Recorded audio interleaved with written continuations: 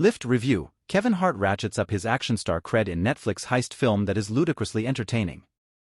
After parodying his attempts to become an action movie star in the Quibi/Roku short film series Die Hart, later compiled into a Amazon Prime feature, Kevin Hart goes for the gold in the genre and attempts to do the real thing in Lift, an absurdly ridiculous, over-the-top but still entertaining heist movie that strains credibility at every turn, but who cares because it's got heart.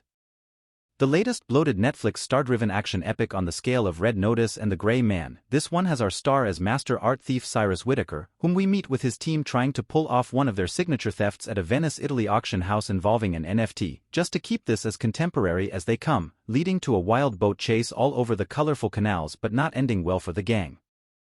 But just when you think they are down, a bigger job comes their way in the form of an enlistment by Interpol agent Abby Gladwell, Gugu Mbatha, who previously has had her own trying experiences with Cyrus in Paris and isn't in the mood for more.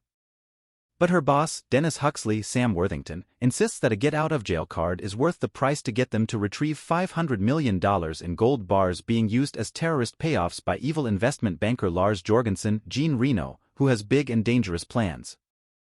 She reluctantly agrees, so does Cyrus, and the cat-and-mouse game begins. The crux of the job is that Cyrus and his team must pull off this heist 40,000 feet in the air in a plane where the gold is being safely transferred in an unpenetrable vault. Key to the plan is to have Camilla Ursula Corbero, Cyrus' wheelwoman, pilot another private plane under this one and link to it electronically, enabling the transfer after a lot of other hijinks aboard. That is just the beginning of the ambitious job that gets more ludicrous and actually fun as it goes along, even if the end and the actual end are all too predictable. Firmly in the well-worn heist genre to the point that one of its producers, Simon Kinberg, has made it with his company called Kinberg Genre Films, it will be no surprise Lift borrows liberally from just about every other movie of its type, old and new. Setting it on a global scale is a Netflix trope, but who will complain about locations like Venice, London, Belfast, Cortina and the Alps? The Cyrus team is also appealing, led by a game Hart, who acquits himself nicely in new territory, and in addition to Corbero includes veteran Vincent D'Onofrio as the disguise guy, Billy Magnuson as the safecracker, Vivek Kutra as the engineer and Yoon-ji Kim as the electronics expert. Maybe they aren't as starry as your average Ocean's flick, but they ratchet up the international appeal, which is what Netflix is all about in bankrolling pricey pictures like this. Reno is always reliable even as he plays the baddie on one note here.